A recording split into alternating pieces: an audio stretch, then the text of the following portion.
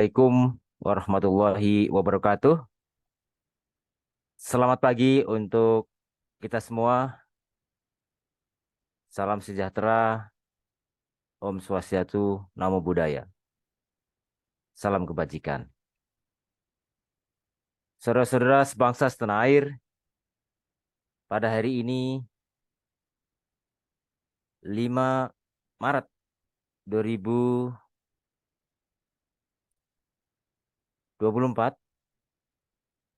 saya akan menyampaikan kuliah umum tentang manajemen lumbung pangan, solusi kelangkaan pangan di Indonesia. Topik ini saya ambil karena kondisi saat ini sudah mendekati angka yang eh, krusial, di mana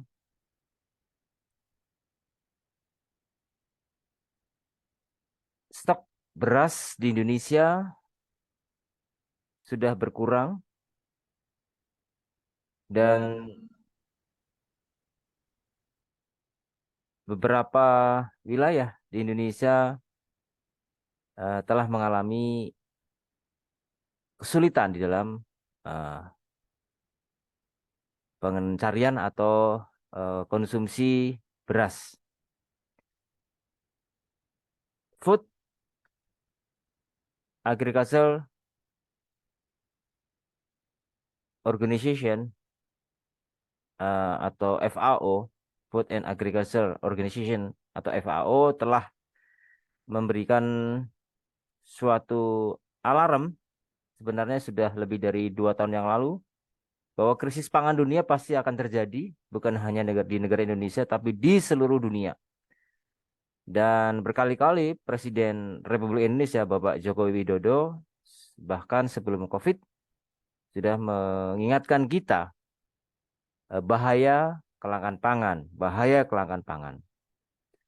Artinya dari sisi fakta itu memang eh, kita harus mengalami kondisi kelangkaan pangan ini karena berbagai macam faktor antara lain karena eh, cuaca ekstrim sehingga mengakibatkan gagal panen dan juga kesulitan kita untuk mendapatkan beras juga dari luar negeri karena di luar negeri pun di Vietnam, di Cina, Thailand dan lain-lain itu mereka juga menggunakan untuk kepentingan dirinya sendiri. Artinya rakyatnya juga membutuhkan beras itu.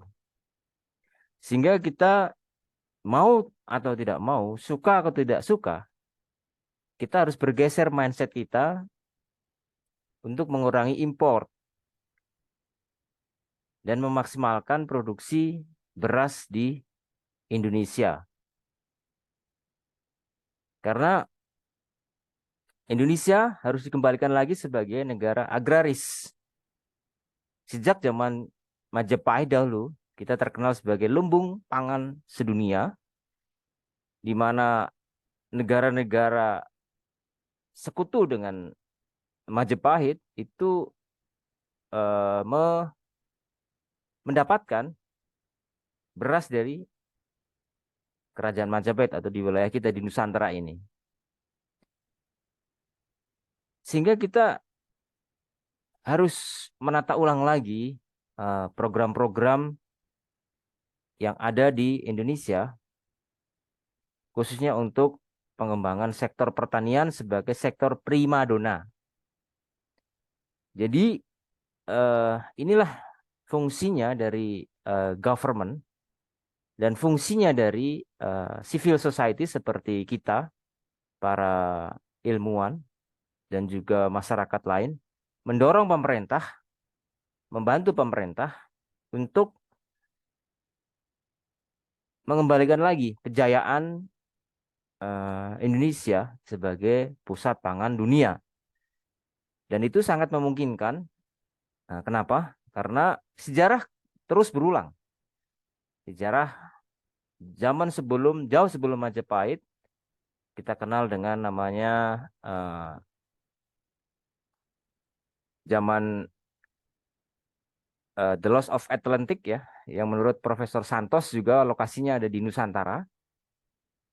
Itu sudah menjadi pusat peradaban dunia dan pusat pangan dunia.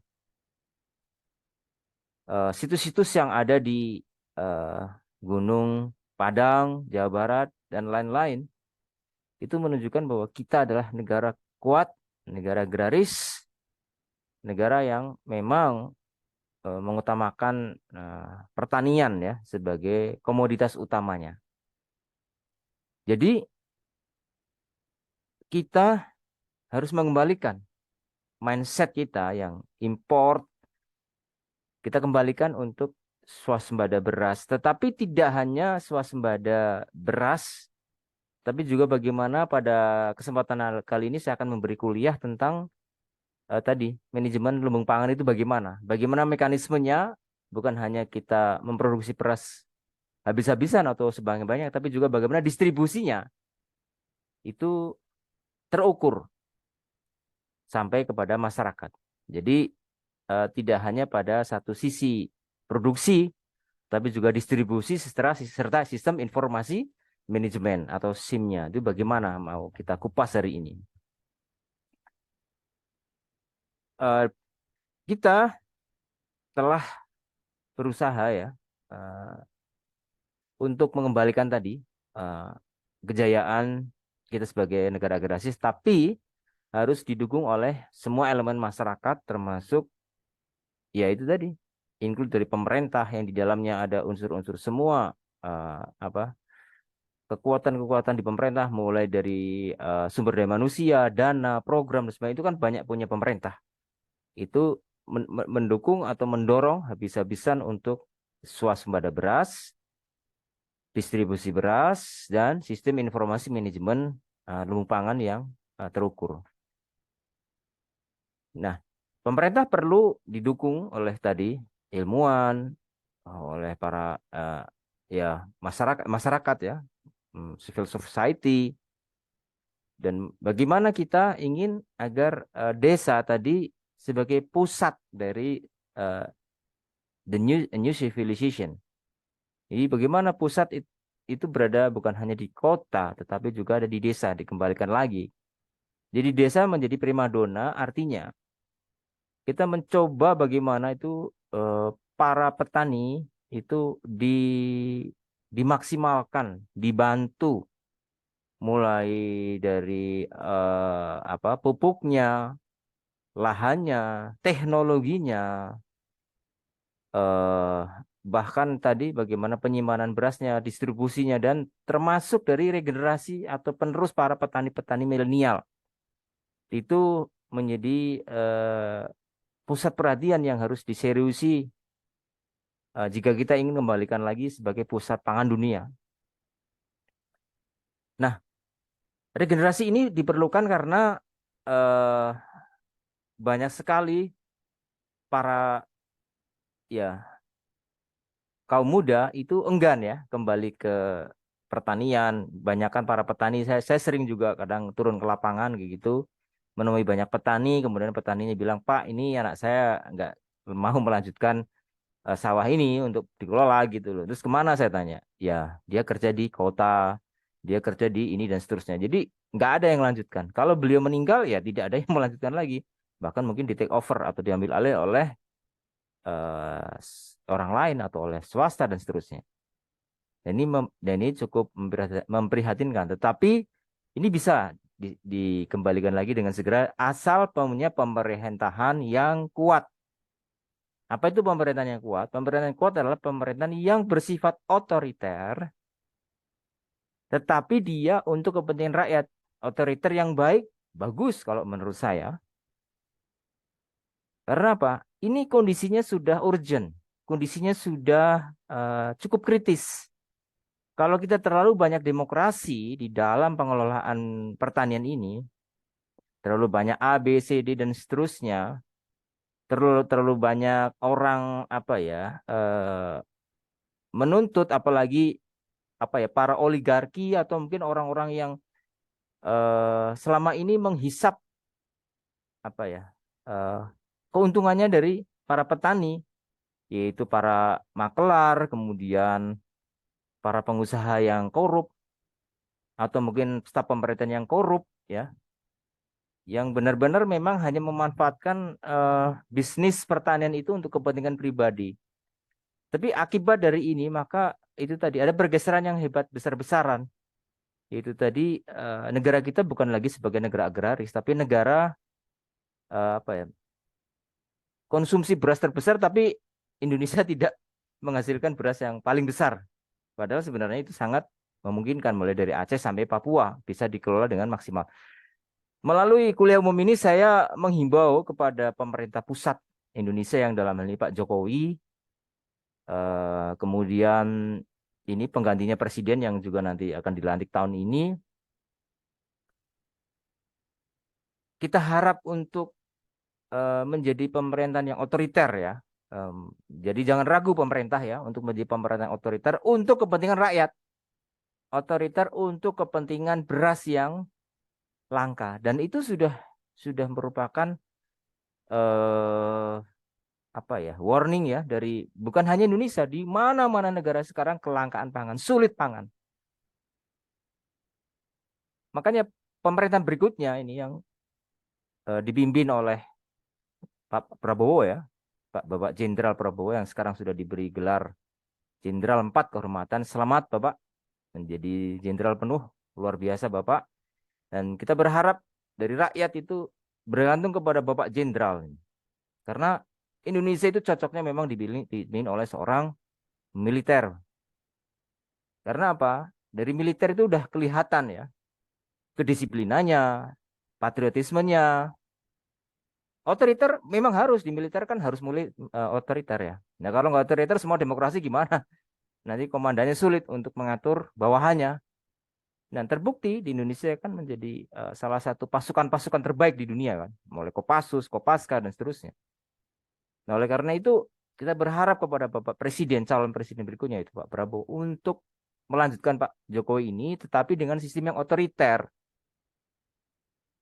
Yaitu apa? Sistem otoriter untuk membuat lumbung pangan ya secara bukan sentralistik Bapak, bukan ditempatkan di salah satu tempat, bukan, tapi secara masif di semua desa di Indonesia.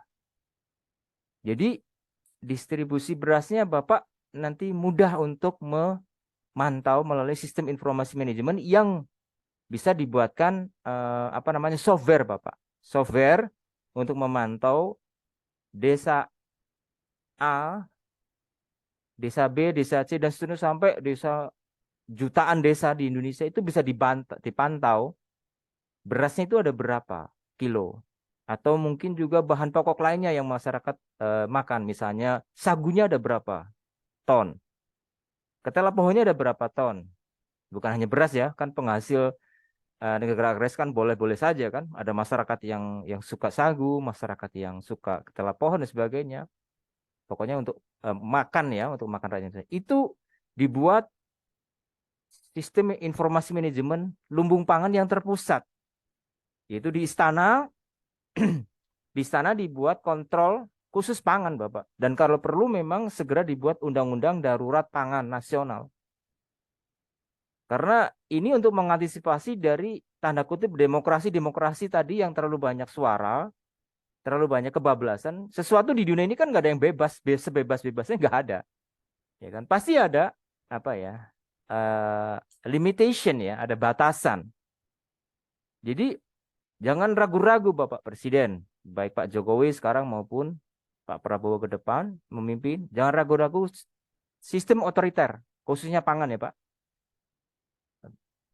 Bapak harus membuat suatu sistem informasi manajemen, ya ini saran dari rakyat ya untuk Bapak Presiden, bahwa dibuatkan software pemantauan online. Jadi Bapak dalam real time, misalnya hari ini jam segini, diklik di situ langsung CCTV-nya terhubung ke desa A. Desa A itu ada lumbung pangannya, Kemudian di dalam gudangnya itu ada CCTV yang bisa diperlihatkan kepada Bapak Presiden dan para menteri yaitu, oh ternyata di situ masih tersedia stok sekian ton, kan kelihatan dari real time. Sehingga desa tidak bisa bermain-main kalau ada kunjungan Bapak Presiden ya ke situ, wah ditaruh banyak-banyak berasnya. Ini Pak banyak berasnya. Ternyata begitu presidennya pulang nggak ada lagi berasnya. Nah, ini kan nggak real time. Nah itulah sekarang yang harus kita rubah ya anunya mindsetnya ya. Makanya di setiap desa dibuat eh, sistem informasi manajemen lumbung pangan yang terintegrasi.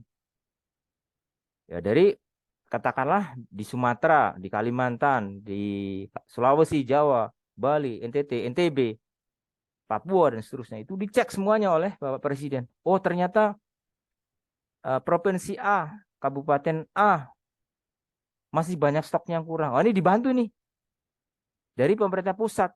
Oh berasnya nih. Jadi sistemnya itu dibantu holistik ya. Jadi dibantu berasnya dari mana, yang tadi sudah di negara sudah nyiapin berasnya dari mana, dimasukkan ke dalam lumbung pangan tadi. Atau presiden berhak mengambilkan lumbung pangan yang berlebih atau surplus ditaruh di lumbung pangan yang kurang minus. Karena setiap desa itu ada jumlah penduduk dan satu hari katakanlah makan katakanlah 1 kilogram satu orang, berarti katakanlah 1 bulan ada 30 kilogram. Nah 30 gram dikalikan jumlah dari satu desa. Anggaplah satu desa ada 10.000 misalnya. Nah itulah yang disediakan berasnya. Ada nggak dalam 1 bulan segitu? Ada nggak ke depan bulan berikutnya?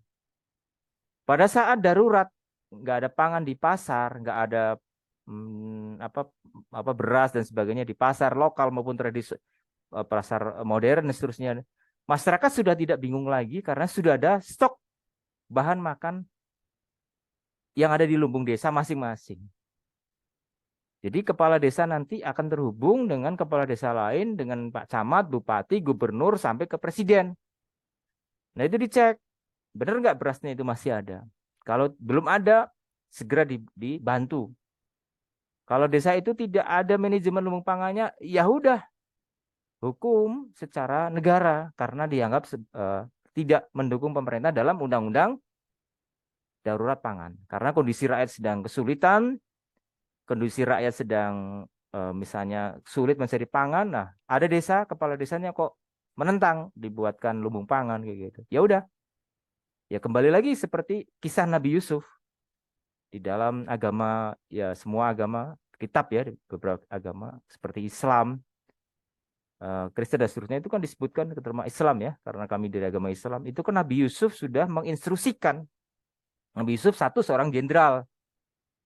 Nabi Yusuf seorang jenderal yang ditetapkan oleh Firaun di Mesir itu untuk menjadi pemimpin pasukan perang ya panglima perangnya itu ya. Jadi jenderal pusatnya itu sekaligus sebagai bendahara Mesir dan pengelola pangan di seluruh kerajaan di Mesir. Pada saat itu di dalam Quran juga dijelaskan bahwasanya masa-masa 7 tahun tidak ada air dan seterusnya masa kekeringan itu Mesir sebagai pusat pangan dunia. Ya, jadi di situ Nabi Yusuf jelas-jelas menghukum desa-desa yang tidak menyediakan lumbung pangan. Harus diperangi. Jangan ragu-ragu. Kita harus otoriter. Dengan sistem tegas seperti itu, maka seluruh rakyat itu mau. Karena pemerintah bukan hanya menyuruh, tapi pemerintah Pak, itu juga memberikan bantuan berupa alat-alat pertanian. Bahkan lahan-lahan pemerintah di Mesir waktu itu dibebaskan sementara dalam kondisi darurat untuk kemudian disediakan untuk para petani yang tidak punya tanah ataupun orang yang ingin menggarap lahan tapi nggak punya tanah sehingga diberi. Nah nanti bagi hasil berapa negara, berapa untuk rakyat itu yang. Jadi negara bukan hanya menginstruksikan, tapi juga membantu menyediakan tadi peralatannya, kemudian apa namanya lahannya juga gitu. Nah bagaimana dengan orang-orang kaya waktu itu zamannya Nabi Yusuf? Nabi Yusuf ya itu tetap harus menyimpan berasnya, gandumnya ke lumbung pangan. Jadi itu wajib hukumnya. Jadi setiap kepala, setiap orang yang ada di desa itu wajib menyerahkan berapa persen untuk diserahkan ke lumbung pangan yang dikelola lumbung pangan desa. Itu sudah dikasih nama gitu. Misalnya eh, namanya A gitu. Oh ini beras untuk A. Jadi pada saat tadi musim paceklik, musim apa yang tidak ada pangan, nah ini dibagi setiap bulan oleh lumbung tidak satu. Oh ini A, kamu jatahnya ini, B jatah ini. Nah, bagaimana dengan orang yang sangat miskin, nggak punya lahan, nggak bisa setor ke lumbung pangan? Ya dia diberi bantuan oleh pemerintah. Tapi wajib juga membantu bekerja, bukan hanya malas-malesan, tapi wajib untuk membantu pemerintah untuk menggarap sawahnya dan seterusnya yang diawasi oleh pemerintah desa setempat. Jadi semuanya bergerak semuanya, bukan hanya pemerintahnya, tapi dibantu oleh militer untuk memantau mana-mana lumbung yang di situ dicuri oleh lumbung yang lain. Kan bisa terjadi desa A kekurangan mencuri lumbung di desa B. Nah ini militer bergerak, Bapak Presiden. Tempatkan bukan hanya Babinsa tapi juga seluruh militer-militer yang di situ tuh menjaga lumbung pangan karena itu adalah cikal bakal ketahanan kita sebagai bangsa. Begitu tidak dijaga oleh militer, maka rakyat akan sembarangan untuk menjarah dan seterusnya. Nah, perlunya undang-undang darurat pangan. Seperti undang-undang COVID lah, Pak. Undang-undang COVID ya, undang-undang apa ya? Undang-undang ya waktu zaman COVID kemarin. Itu kan orang wajib suntik apa namanya? Apa namanya? Vaksin dan seterusnya. Itu wajib bahkan dikejar-kejar oleh tentara bagi mereka yang belum vaksin dan seterusnya. Bahkan eh, anak saya juga menikah itu juga wajib vaksin kalau enggak boleh ada pernikahan dan seterusnya. Itu memang karena ada undang-undang COVID-nya jelas gitu ya darurat itu. Nah kemudian di daerah-daerah kan waktu itu kita pernah mengalami COVID kan bagaimana undang-undang itu bisa diterapkan. Nah kalau nggak tegas nggak otoriter ya nggak mungkin bisa menyelamatkan Indonesia dari COVID. Nah sekarang ini kita akan menghadapi kondisi yang kelangkaan pangan. Berarti harus jelas juga harus otoriter. Instruksikan mulai dari Panglima, Panglima daerah, Pangdam, Kodim dan Korem, Kodim sampai ke tingkat bawah. Dari kepolisian pusat sampai ke pusat. Itu menjaga lumbung pangan. Karena pada saat itu secara hukum ekonomi, nilai tukar rupiah sebanyak apapun Bapak Ibu punya, nih saudara-saudara Indonesia punya uang 1 juta 1 miliar, ya kalau nggak ada pangan yang dijual di pasar ya harga uang 1 M itu nggak ada harganya. Sekaya apapun orang, kalau ingin makan, dia butuh beras, di pasar nggak ada, ia akan mati kelaparan. Persis seperti kisah Nabi Yusuf. Orang-orang kaya itu kan menentang bahwasanya merasa saya kaya punya emas banyak jutaan kemudian punya saham di mana-mana di Singapura di Swiss di mana-mana. Wah, saya kaya bisa beli apa saja. Tapi kan harganya semakin naik. Pada saat itu sudah diingatkan oleh Nabi Yusuf kan sebagai panglima perang. Anda orang kaya harus tetap memasukkan gandum ke lumbung pangan desa. Nah, nggak mau karena sombong kan. Ya udah biarin aja. 1 tahun 2 tahun masih bertahan. Lama-lama tahun ketiga nggak nyerah juga kan. Karena apa? Nilai tukar emas itu tidak sebanding dengan nilai gandum. Gandum harganya katakanlah 100 miliar 1 ton. Nah, dia punya emas hanya misalnya 0,5 ton. Apa? Punya hanya punya uang separuhnya saja. Yaitu 50 miliar. Nah, 100 miliar dia nggak punya duitnya segitu. Ditukarkan nggak bisa. Tadinya katakanlah mudahnya itu katakanlah tadinya gandum dibeli satu karung katakanlah cukup 1 kilogram emas, tapi 3 tahun kemudian 1 karung ini sudah harganya udah 10 bahkan 100 kilogram emas, kan nggak masuk akal ya karena kondisinya waktu itu unpredictable dan memang nggak ada lagi ya. Yang paling berharga ya pangan itu, makan itu. Ya akhirnya nyerah itu orang-orang kaya kan, akhirnya orang-orang oligarki merasa kaya raya, nah runtuh dia. Ya akhirnya ya minta maaf ke Nabi Yusuf, Ya kemudian diberi jatah, tetapi ya harus bekerja juga membantu pemerintahan, jadi gratisan dan seterusnya. Nah, dengan demikian maka gerakan ini, gerakan manajemen lumbung pangan desa ini adalah gerakan titiknya di tiap desa. Jadi sudah dikontrol oleh istana. Dan harus ada softwarenya ya, yang memantau secara online 24 jam. Nah, bagaimana dengan desa-desa yang terpencil yang ada internet? Ya diusahakan lah. Diusahakan harus ada. Di mana providernya harus ada. Pada saat saya kuliah di Australia, di tengah-tengah gurun Australia itu ada internet. Padahal di dalam satu gurun itu cuma ada penduduk ya, di satu kota itu hanya berapa puluh orang aja, tetap disediakan oleh pemerintah internetnya. Sehingga untuk memantau dan seterusnya. Dengan demikian kejahatan-kejahatan di Australia waktu itu ya, waktu saya kuliah selama 4 tahun mengambil PhD doktor di sana di University of New England, itu sulit sekali apa orang mau berbuat jahat gitu ya, karena setiap jalan itu ada CCTV gitu ya. Kita mau kecepatan di atas 120 km per jam ya udah langsung kena kamera, dan itu langsung polisinya sedikit nggak banyak, tetapi masyarakatnya taat karena di mana-mana ada. Ya terpaksa dia taat juga, atau ya lama-lama sadar juga ya, memang kesadarannya muncul. Jadi di situ CCTV sangat berperan penting gitu ya, untuk menurunkan angka kriminalitas, angka ya hal-hal yang bersifat destruktif ya.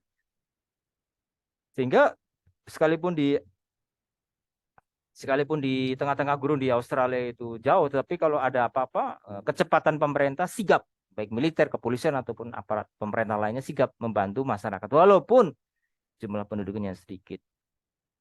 Nah, dengan terkoneksi online, tersistem ini, maka memudahkan untuk pemantauan. Nah, karena kembali lagi kita fokus kita ke pangan, makanya tadi gimana dengan daerah-daerah pulau terluar? Nah, bagaimana daerah-daerah yang tidak mungkin terjangkau internet? Ya dibangun. Yaitu gimana caranya Pak Presiden nanti membangun di daerah-daerah itu kalau tidak ingin terjadi apa namanya misinformation data yang diterima oleh istana. Karena kalau bila terjadi misinformation, miscommunication, dan tidak ada data yang konkret, pemerintah sulit juga untuk menyelesaikan permasalahan. Nah, akibatnya apa? Oh, ternyata daerah A di Kabupaten A, pulau yang agak jauh dari apa ini pusat, maksudnya nggak ada internet dan sebagainya. Terjadi kekacauan di situ, ada chaos. Saya bisa merambat kan dari kabupaten yang tadi kekurangan makan karena ternyata lumbung pangannya aja nggak ada. Adapun nggak sungguh-sungguh pihak pemerintah di situ. Nah, kemudian apa yang terjadi ini akan merambat ke kabupaten B yang ada makanannya. Disitulah adalah perang saudara, atau perang mau memperebutkan apa pangan. Karena mereka udah lapar, orang kan ada batas makannya. Nah, kalau internet nggak ada, orang masih bisa hidup. Tapi kalau makan nggak ada, ya orang mati, gitu kan. Nah, makanya eh, ini penting sekali pemerintah ya, terutama Bapak Presiden Prabowo nanti yang memimpin Indonesia. Itu jelas bahwasanya harus otoriter. Ini sudah sampai mana? Dan remnya sampai mana nih untuk memantau kodimnya dan dimnya ke bawah dan seterusnya. Polisian juga gitu. Bagaimana nih? Sudah ada belum ini lumbung pangannya? Udah dilaksanakan belum undang-undang darurat pangannya? Kalau tidak dilaksanakan di satu daerah, maka akan menjadi chaos perebutan makan. Karena orang lapar, mereka punya bayi, mereka punya anak, nggak ada lagi beras, kan nggak mungkin makan baju, nggak mungkin makan daun-daunan terus. Mereka merambah ke kota seperti zombie, mencari apa makan. Jadi rebut, jadi ke chaos. Sebanyak apapun militer, kalau terjadi chaos, Bapak akan sulit ini.